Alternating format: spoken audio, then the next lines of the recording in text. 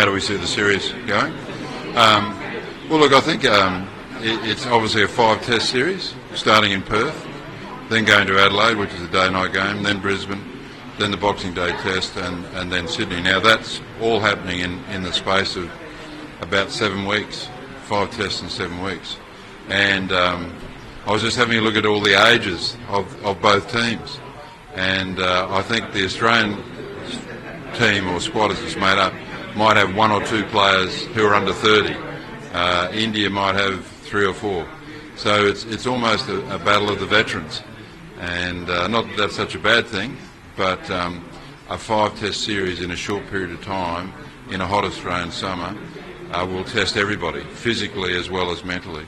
And so I think the team that is strongest in both of those aspects will possibly be the side that manages to come through as victors.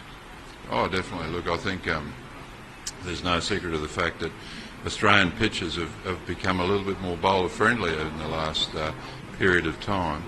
But to play in Perth as the first test match, and then the third test match in Brisbane and Adelaide under lights, there are a lot of things in favour of the quicker bowlers, and Bumrah is absolutely world class. I've always enjoyed watching him, and what I enjoy about him from a young person's point of view, when we're talking about RSGK, he doesn't have an extensively long run-up.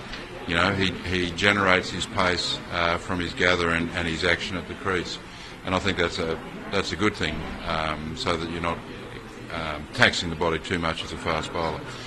But you know, Australia's got an incredible bowling line. That's what's made them a powerful test side, with Cummins, Hazlewood, Stark backed up by Lyons, and then you add in Cameron Green on top of that, and possibly a Mitch Marsh if they fit both into the side. So I think that's an incredibly strong bowling lineup.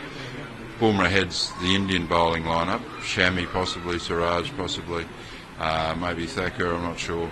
And then you look at Kuldeep, Jadeja, just again a very, very well balanced bowling lineup. But pace and bounce is always how you want to play in Australia from a bowling perspective, and pace and bounce from a batting perspective is something that you've got to be able to cope with.